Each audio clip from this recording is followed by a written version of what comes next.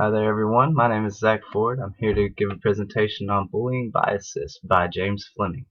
Uh, we start out by looking at the main purpose of this article, and as you can see, is to make people more aware of the harassment and the lesbian, gay, bisexual, transgender students that face these situations at school. And we take a look at the school climate survey. They've done a lot of research on these types of areas, and they state that 85% of students report being verbally harassed, and 62% of students do not file a report out of fear. And so right there we see that this is a very big issue, and that 62% of these students are living in fear, scared that this is going to continue and even possibly get worse. Some important information we need to understand before looking into this is things that are going on within the students and some facts with there. We look at who actually gets bullied the most. Right here we see that mainly the topics of bullying are looks and body size being 67%. Next we see that not being good at sports is 37%. How well they do at schoolwork counts for 26, not conforming to traditional gender norms and roles, 23, or because of other people think they're gay, for 21%. And when you look at those, 21% is of course the least, but whenever you compare it to the overall 100% is a very big uh, amount of people that are still just calling people gay and just harassing students for this. And it's a very big number. Another big number that we see is that 7 in 10 students, over 72%, say they have been taught that there are many different kinds of families. However, less than 2 in 10, 18%, have learned about families with gay or lesbian parents, families that have two or more dads. And right there we see that students are just uneducated on this topic. They're not used to the situation. They don't know how to handle it. And whenever things come about that we're not used to handling, we go about it in a bad way. We just don't know how to accept it, and our immediate option is to go against it and to fight it. And so this is what's going on in our school systems. Uh, Continuing, we take a look at to the teachers and to see their points. A majority of teachers, 85%, have received professional development on diversity or multicultural issues, but less than half of the teachers have received specific professional development on gender issues, 37%, or on non-families with lesbian, gay, bisexual, and transgender parents, 23%. So right here we see that the teachers themselves aren't prepared for this situation. Another statistic that we can see about this is less than half of the teachers, 48%, indicate that they feel comfortable responding to questions from their students about gay, lesbian, or bisexual people. So right there we see that even our teachers are ill prepared to handle these situations.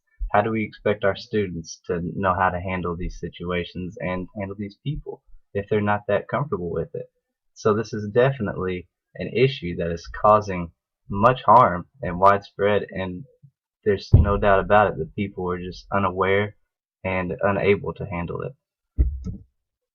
Next, we look at what we need to understand for why this is such a pressing issue. Uh, we look at Maslow's hierarchy of needs, and right here we can see that at the very bottom, second to the bottom, is security.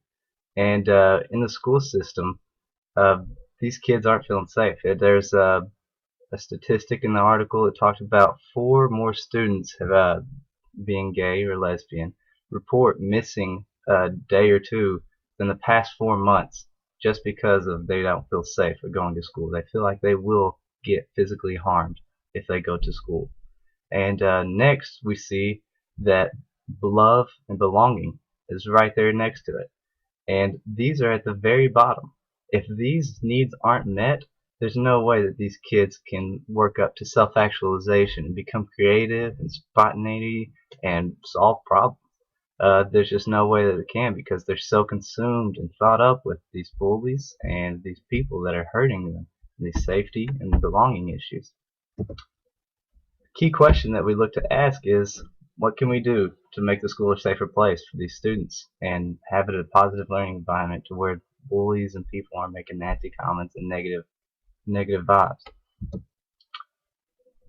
What to do to help and to assess the situation is to implement some of these strategies. There's a GSA, Gay Straight Alliances Club, and you can go into schools, and it actually has just an open club for these kids to come and feel involved and to feel have safe, someplace that they can go and just talk to other kids that think alike and view things the way that they do.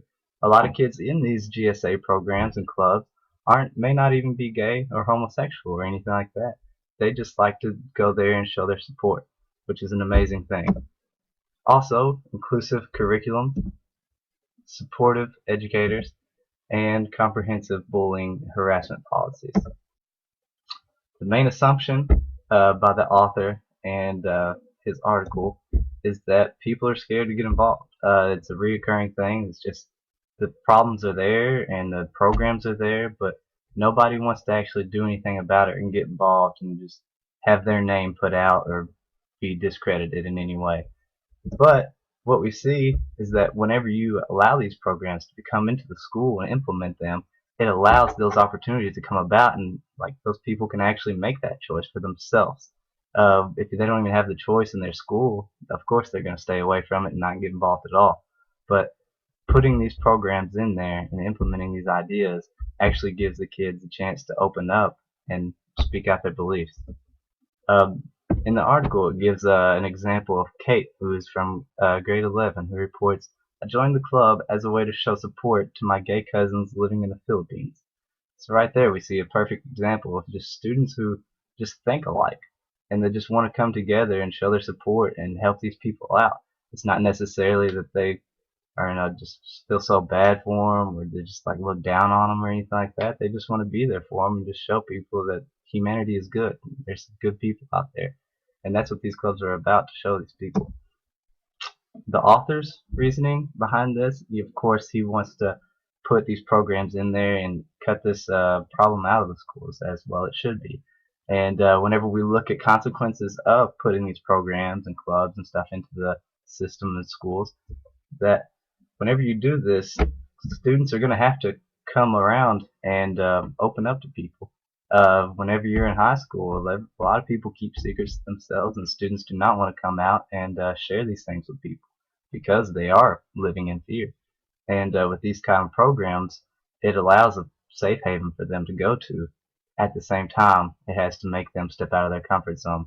And whenever they do that, they might possibly put a target straight onto their back just for more bullying. And that's not what the program is about, but as a consequence, that's just something that you have to look for and be aware of. But on the opposite side, we see the consequences of not even implementing these is the behaviors, social norms, and everything that just stops these kids from learning at the lower stages of Maslow's hierarchy. It's going to continue. There's no doubt about it. And so whenever you look at it from there, right beside each other, you can see that there's more consequences in not implementing the program than doing it at all. The main point, whenever you get down to it, the author is trying to convey these children deserve a safe and positive learning environment, and it falls on staff and educators to implement programs and changes within their school. There's no doubt about it. These kids are human beings, and regardless of what they feel, believe, or think, they deserve to go to a school and get the same education as every other American student. My name is Zach Ford. Thank you for your time.